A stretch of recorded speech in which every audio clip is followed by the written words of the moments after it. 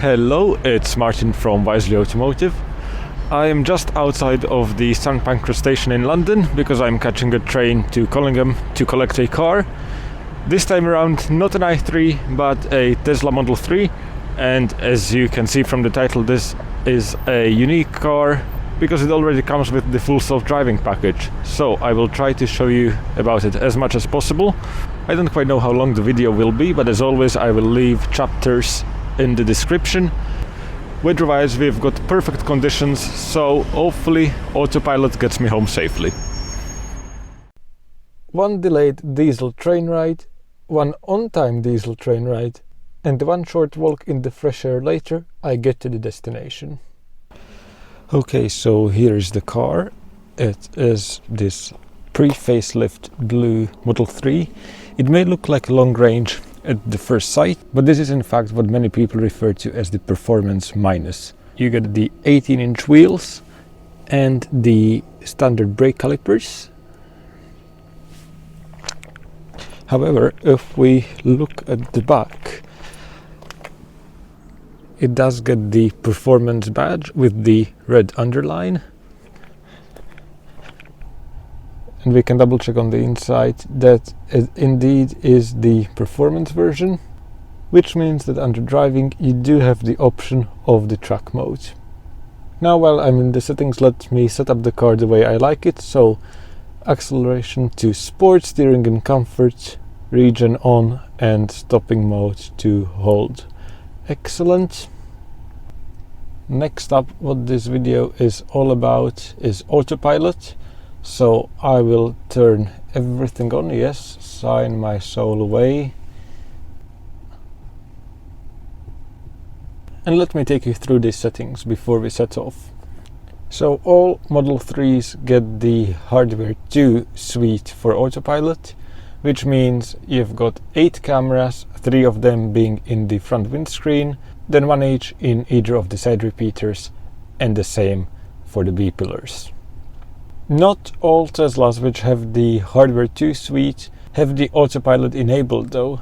I have made some notes, so let me show you through the safety feature settings first, because these come as standard on all cars with the Hardware 2 suite. Most of them are also available on the Autopilot first generation cars, but make sure to double check if there is a particular one you are interested in. Anyways, there are pretty much 3 sections to them. Firstly, it's the speed assist. So whenever you engage Autopilot, you can choose whether you want the speed to jump to the current speed limit or to remain at the current speed you're driving at. You can also have a default offset in, so if you, for example, like to drive at 5% over the speed limit, you can set that up right here. I will leave it all at 0. The speed limit warning is the second component of the speed assist. By default, the speed limit sign will start flashing when you are driving over the speed limit, but you can also set it to chime just to remind you that you are going over the limit. I personally would only set it to display because speed limit sign recognition is not the best in most cars, to be honest, so you may get a lot of false positives and it will just get annoying very quickly. I will also make sure to add an offset here so it doesn't keep reminding me every time I go a single mile per hour over the speed limit. Next up is the collision avoidance assist. This one consists of the forward collision warning. If you want, you can set it off and the car will actually remember to keep it off. So you can have this saved to your driver's profile, so each time you get back in the car it will remember that setting. That only controls the alerts though. The automatic emergency braking itself is a separate component, and even if you turn that off, it will automatically re-enable the next time you drive the car. So I will leave that on and set the collision warning to medium. Because these cars have quite a bit of power and there have been many instances where people mix up the accelerator and brake pedal, Tesla has added the obstacle aware acceleration, which means that if the car detects that there is an obstacle in front of you, it will not give you the full power available even if you press the accelerator pedal. The third part of these safety systems is the lane assist. You are probably familiar with this if you have driven any modern car, because it's now required to achieve a decent safety score in the Euro NCAP crash tests. But we all know that it can be quite annoying when you are going down, for example, a very narrow road and the car keeps tugging on the wheel, thinking you are about to run into a ditch.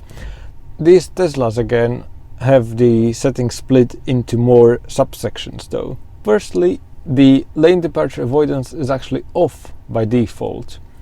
You can set it to warning and the car will give you a warning when you are about to run over the line, or it can also assist and try to steer you back into the lane.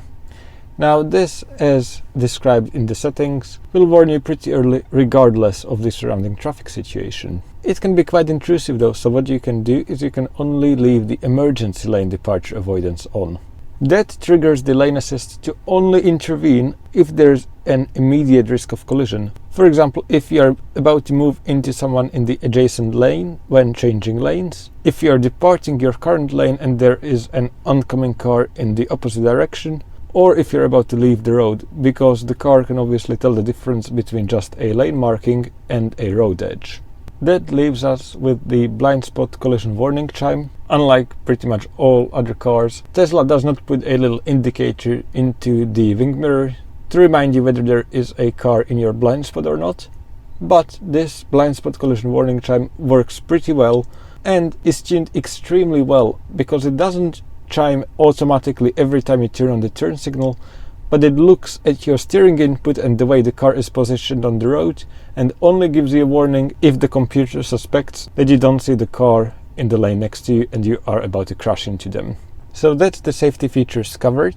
I probably already mentioned this before, but this car does come with the full self-driving, so I will give Navigate on Autopilot a go and we will see how it gets me back to the office through a variety of roads, including country roads, motorways and city streets. So for completeness, the trip computer is reset. The only thing left to do is for me to set up the cameras so you can get a good view of the display and what's happening in front of the car, and then we are ready to depart. Speaking of departure, let me look at the list of chargers because I want to go to Peterborough services. Tesla has introduced a new feature that now even if you navigate to a third-party charger, like for example here IONITY, the car will also precondition its battery just like for the supercharger. I'm at 65%, so I think I would have made it back to the office just fine, but I want to give this a go and it gives us a great opportunity to test out the CCS charging and make sure that everything is working fine. So let's do that. The car is estimating I will arrive with 38% left and Navigate on Autopilot is enabled. And as you can see, even though we are going to IONITY, the car already started preheating the battery. Excellent. After I set up the mirrors, etc., I just want to say for the record that the Navigate on Autopilot aggressiveness, which decides how much the car is willing to slow down before waiting to overtake, is set to average. Activating Autopilot on residential streets is not yet possible. I'm saying yet because if you look at what's happening in the US, cars equipped with full self-driving, running the latest beta software, can already easily tackle these quiet streets with cars parked in the road. In the UK, Autopilot is still classified as a level 2 system though. When describing driver assistance systems or autonomous driving systems, we have levels 1 through 5, where 5 is the most autonomous, and features like standard cruise control fall under level 1. You have to literally think about it like an airplane autopilot. It follows the instructions from the human operator to reduce the workload, but you don't see pilots leaving the cockpit unattended. When I reach the main road with proper road markings, it is now possible to engage these driver assist systems. When the speed symbol turns blue, that means that the traffic-aware cruise control is activated, and when the grey steering wheel indicating that Autopilot is available turns blue, that means that the car is doing both the steering and the acceleration. I just keep my hands on the wheel to let the computer know that I am still paying attention. I unfortunately very quickly encountered the first obstacle. A car parked in the road, so I have to take over and go around it manually. Similarly, I don't feel comfortable letting the car drive through this narrow lane, as the opposing traffic sticks out quite a bit to go around the cars parked on their side of the road. But pay attention how traffic-aware cruise control slows down on its own to let me easily get through the narrow opening, despite there being enough space in front of the car. Next up, stopping at a red light. There is a vehicle ahead, so obviously the car slows down anyways. And this is where I can demonstrate the only full self-driving feature over the enhanced autopilot, which is currently available in the UK. If there was no vehicle in front, enhanced autopilot would have just carried on through the intersection, regardless of whether the light was green or red. Full self-driving takes this into account. If the light is green, it asks for confirmation from me by either pushing down on the autopilot stalk or lightly tapping the accelerator. The stop line turns green and the car proceeds through. If the light turns red in the meantime, the car will stop at the traffic light automatically. Lastly, there are limits under the European legislation on how much the car can automatically turn the steering wheel, and I wasn't quite sure it would make this bend, so I tagged on the wheel, which disengages auto steer, but still keeps traffic-aware cruise control active.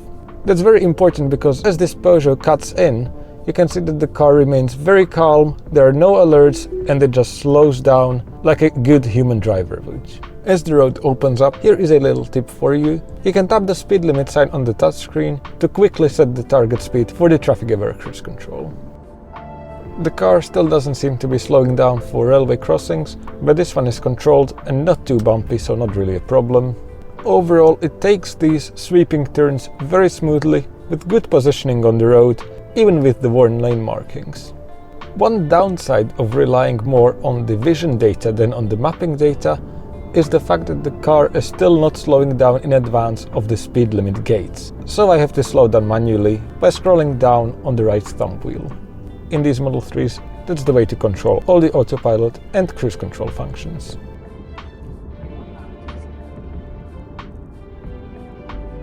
An alternative, if you want to take over the current speed limit and you don't want to touch the screen, you can just press and hold the drive stalk down for a couple of seconds and the cruise control will adjust accordingly.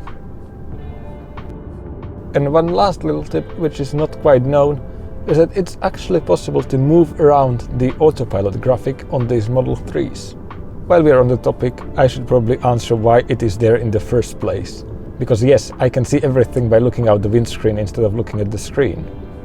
But going back to pilots, you need to look at how they fly airplanes these days. It is no longer manual flying, but managing and overlooking the computers which do the actual flying. It's becoming the same with cars. The graphic is a vital part of the human-machine interface to give confidence in the operation of the system. Instead of glancing down to check the speed every now and again, you are now checking what the automation systems are doing. As I get close to roundabouts, I take over to drive manual again, because roundabouts are still not handled by the current software, which is version 10.2, 2021.36.5.8. It will not be available with the lower levels of autopilot. As I join the slip road onto the A1 and engage autopilot, it automatically jumps to navigate on autopilot based on my preferred settings, which is indicated by the blue lane markings merging into a single blue line in the middle, which shows the predicted trajectory the car wants to take. The car takes the steep turn fine, but is way too slow, so I take over manually not to cause an accident. The car freaks out because it thinks I'm about to crash into a lorry, but it did not intervene into the steering or acceleration at all. Also, my camera mount did not quite survive the performance acceleration, and I apologize for the shakiness. I will try to attach it a bit differently in the future. The second issue, which becomes apparent very quickly on these dual carriageways, is the timeout when changing lanes due to the European legislation. In a situation like this with busy traffic, the car would happily sit in lane until a sufficient gap becomes available. That's what happens in the US. But over here, the maneuver has to start within 5 seconds of activating the turn signal.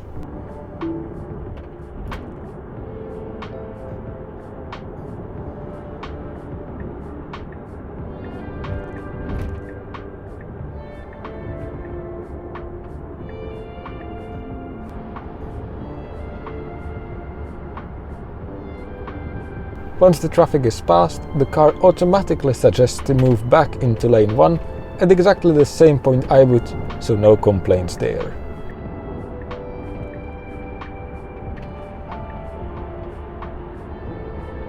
As I'm approaching a slower moving lorry, it is spotted well in advance and the system requests a lane change to overtake without the need to slow down first. That's thanks to the forward-facing cameras and radar, which can see up to 250 meters ahead. At one point, Navigate on Autopilot disengages. This is most likely due to the fact that there's a path for cyclists and pedestrians next to the road, and Navigate on Autopilot is only designed to make decisions on roads with a central divider and no pedestrians or cyclists present in the interest of safety. That means I have to make all the decisions regarding the lane selection, but the car can still use auto lane change by me indicating where I want it to go. Interestingly, note that the car detects the arrows painted on the ground.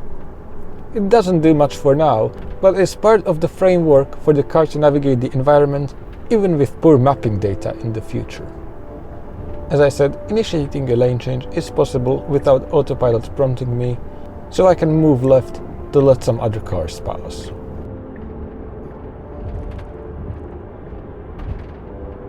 Adjusting the following distance is done by rocking the right thumb wheel left or right. I set mine to 3 for the majority of the drive. It's an arbitrary number which increases the gap with increasing speed as well.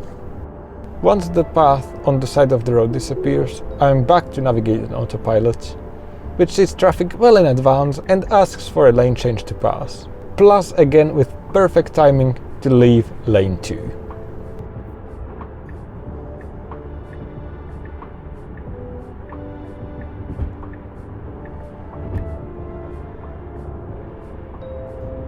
Something you don't see every day is a house traveling at 50 miles an hour. Despite being very close to my lane, the car carries on just fine. Not much happens for a while, but as cones by the side of the road become frequent, it wants to move away from them. It drives just fine, but presumably this is a preventative move to not get into a tricky situation where it has to choose whether to trust the lane markings or the path designated by the cones. As I get further into the construction zone, the 50 mph speed limit sign is not detected. This is most likely due to a patent conflict regarding the detection of road signs on multi-lane roads, given there is no technical reason for it, so I drop the maximum speed manually.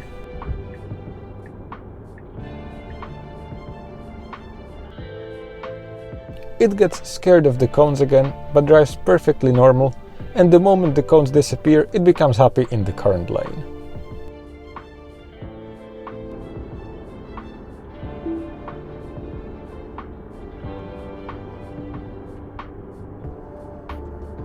A BMW 3 Series moves in right in front of me, but the car recognizes that it's traveling as fast as I am, so doesn't need to slow down at all. One situation I wanted to test out is changing lane into a tight gap in traffic. In this case, the driver in lane 2 slows down to let me in. The Autopilot detects that, matches the speed of the flowing traffic nicely, and moves over without hesitation. Later on, it momentarily tries to get out of lane 2, but realizes a lorry is traveling slowly and stays put. It prompts me again at exactly the same time as I went to reach for the turn signal stall anyways. Even for those of you who do not like autonomous cars, I suppose this is very good news, because hopefully this means you won't have to worry about middle lane hoggers in the future. As the traffic slows down quite abruptly to about 50 miles an hour, the Tesla does so as well very smoothly and does not get caught out by the missing lane markings either.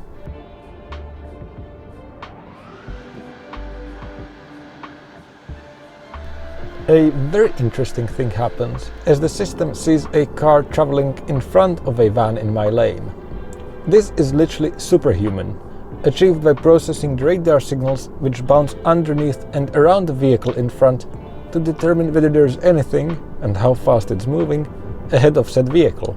I am not quite sure how much development this will get going forward, as Tesla seems to be favoring cameras instead of radar, removing the radar from the new Model 3s and Model Ys. At one point it starts considering the left lane to follow route for an unknown reason, because both lanes go the same way, just to realize when it changes over that it's too slow and wants to overtake again.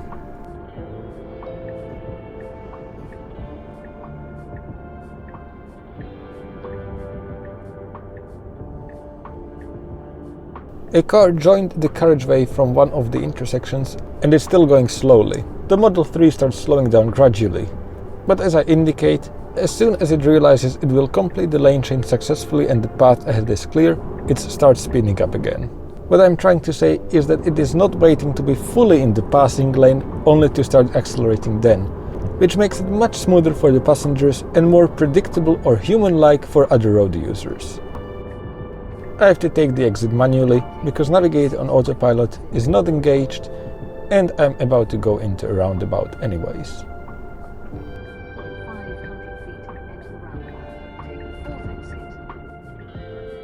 As I approach the Peterborough Services car park, Autopilot obviously doesn't know how to drive through it, but you can see the P symbols popping up on the left and right, indicating it found suitable spaces it could park into. But this is what I'm here for: 350 kilowatt IONITY chargers.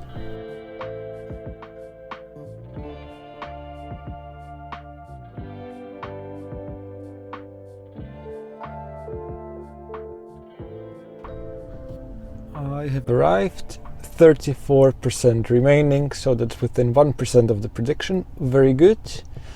And let's plug in quickly.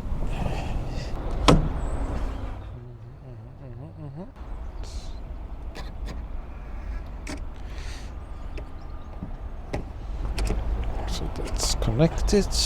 Now let's get the app out.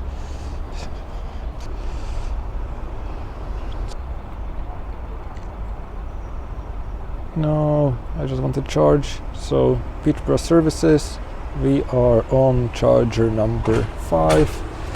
Let's start. 5. Available, start charging. 70p per kilowatt hour, of course. That's the company card. Let's, yep. Arthur can pay for it. Charger starting. And now, let's see the moment of truth. How many kilowatts will we get? Ooh, 177, 190. Come on, let's go past 200. No, I think this is about as much as we will get at 35%.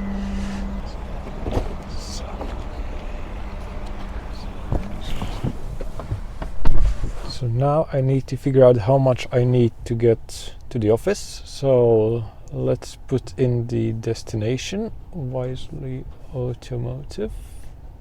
It's about 70 miles. And it wants me to go through a supercharger. Now can I get rid of that?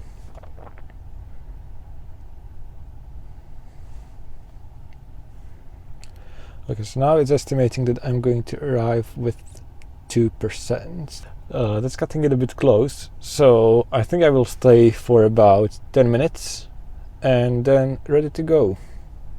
I still haven't had lunch, so I'm getting food anyways. This is why you want a Tesla. And to be fair, these pre-facelift Model 3s, yes, they do not have the heat pump, but they charge quite a bit faster. I'm pretty sure that the facelift sort of peaks at about 150 kilowatts, whereas this can maintain 170 at 40%.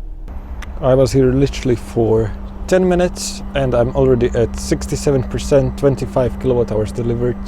Still charging at 97 kilowatts, but I have more than enough. So let's stop this, unplug the car, put this thing back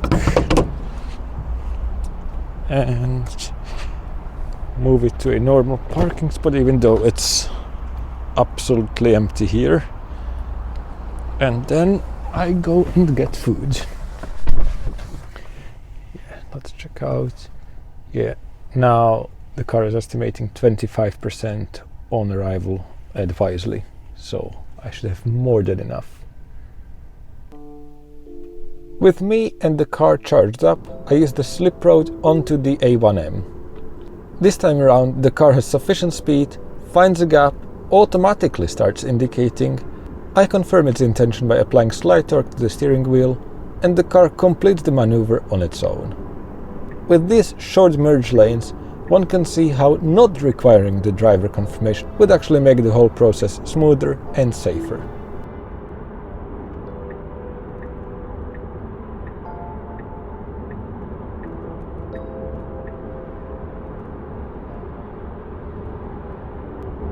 Initially, Autopilot seems less keen to move out of the middle lane on 4-lane roads, but ends up automatically suggesting to move into lane 1 when it's sure there is no slow traffic ahead.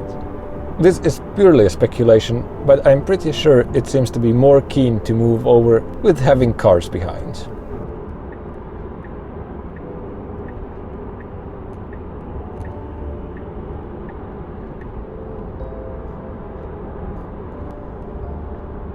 Next up, it correctly detects a lorry ahead, but for some reason wants to move into the left lane. Realizes the situation a couple of seconds later and overtakes when a gap in traffic forms.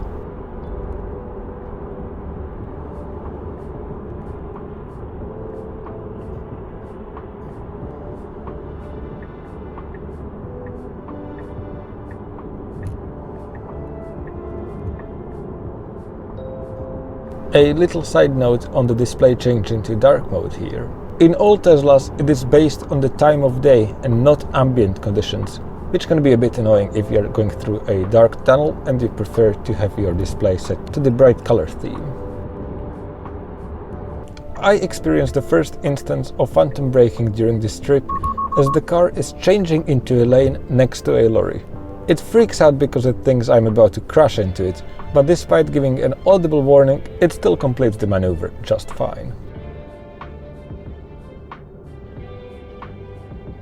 With Navigate and Autopilot enabled, the car takes the exit onto A14 fully automatically without me having to do anything based on the navigation instructions.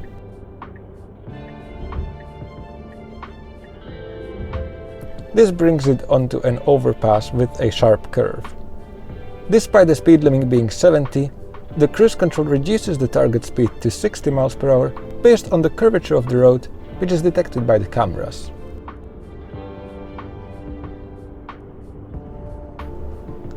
As the traffic becomes more dense still, Autopilot makes driving really comfortable by not having to focus so much on keeping a constant distance to the vehicle ahead and suggesting lane changes at the correct time. Another lorry scenario. I request an auto lane change into the middle lane, but the moment I do that, the lorry in the left lane also starts indicating and moving into the middle lane.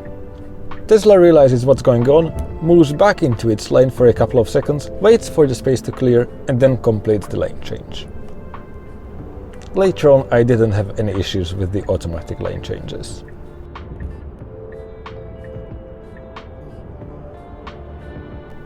As the number of lanes drops to 2, the traffic starts slowing down. A lorry wants to pass, so I let it in without disengaging Autopilot. As soon as it starts moving over, the system highlights it as a vehicle of interest and very smoothly eases off to keep a safe gap in front. A side note here, these chevrons on the ground keep getting interpreted as arrows. I'm sure this will get fixed, as the dataset will be refined for different countries as more features get pushed out.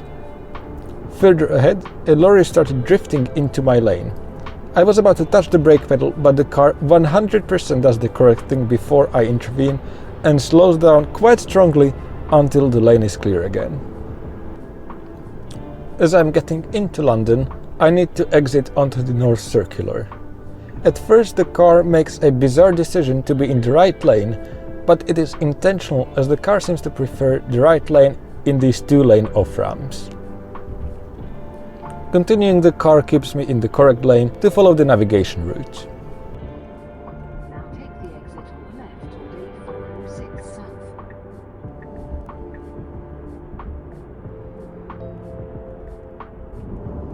Slowing down to below 10 miles an hour smoothly, crawling in traffic is something where you really appreciate Autopilot.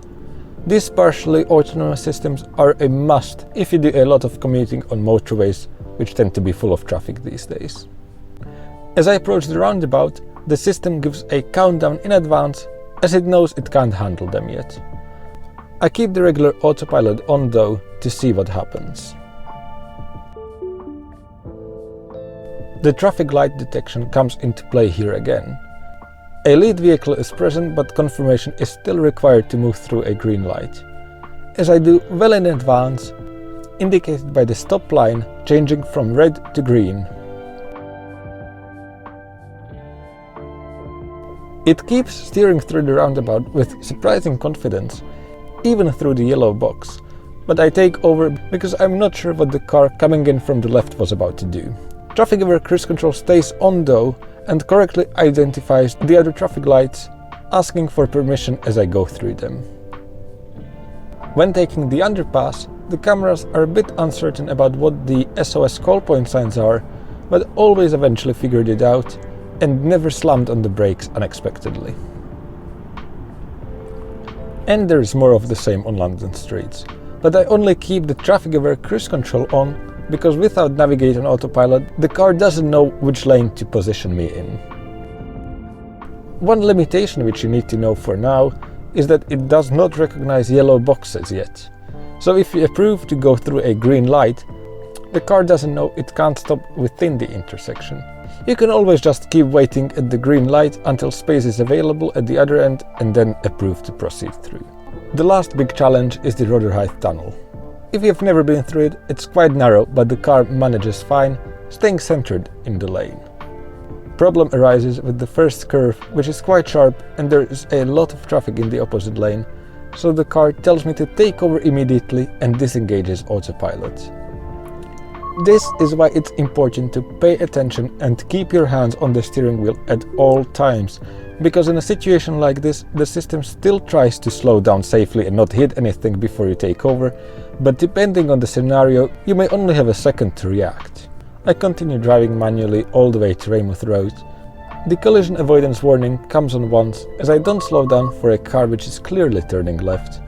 It's only a warning though, the emergency braking did not engage at all. As I stop behind the bus in Surrey Quays, autopilot becomes available, so I engage it just to see how it handles this intersection. But right at the next set of traffic lights, scooters try to get through, and despite the system seeing them, I would just rather drive manually at that point.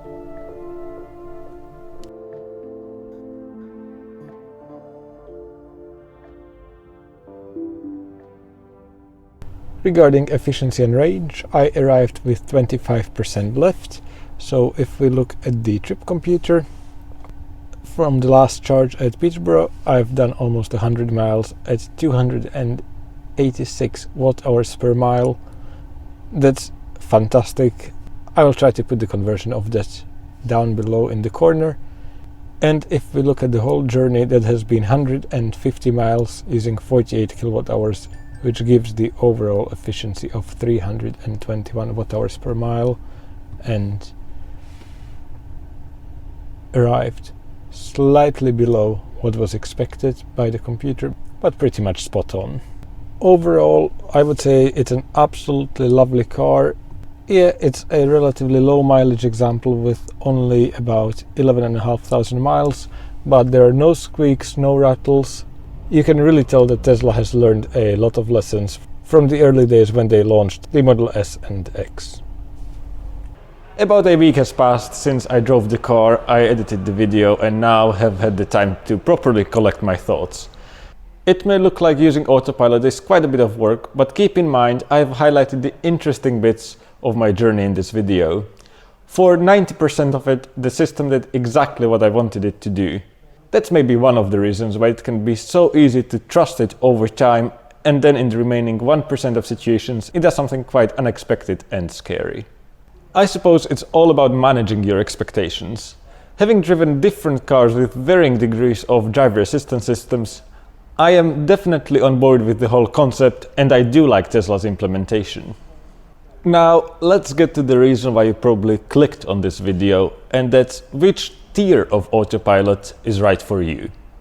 The basic system is great if you have a long commute where you have to crawl through slow-moving traffic, especially if we are talking about A roads or motorways. For £3,400 extra at the time of filming of this video, which is November 2021, you can step up to the enhanced Autopilot, which brings you a lot of features which are actually ready to use today, like navigate on Autopilot, auto lane changing, auto park, summon, which I didn't cover at all because the video would be 2 hours long.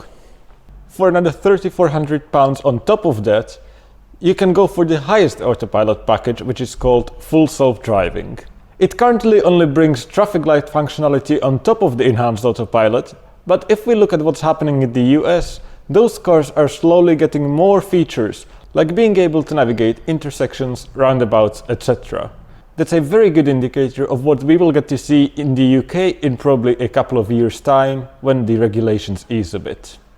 That makes full self-driving a great option if you A. plan to keep the car long term, or B. are buying on the second-hand market, as you are not paying the full price thanks to depreciation, and you are pretty much guaranteed to get all the new driver assistance features going forward. The good news is that either way, if you change your mind after you get the car, you can simply unlock the higher Autopilot tiers right through the Tesla app, when referring to Autopilot 2 cars. Personally, my pick would be the enhanced Autopilot for now. It makes long journeys super easy. I would argue it makes a bigger difference comfort-wise than the bigger battery when going from the base rear-wheel drive car to the long-range all-wheel drive Model 3. I am sure the whole Wisely team will disagree with that statement, but hey-ho, I'm the one editing this video and it's staying in. I think that's it. The video has been long enough. If you have any questions, let us know in the comments and we will do our best to clarify. In the meantime, rest assured that we will still keep on making lots of i3 content, but as you can see behind me, we are getting quite a few Teslas in at the moment as well. Thank you very much for watching and see you in the next one.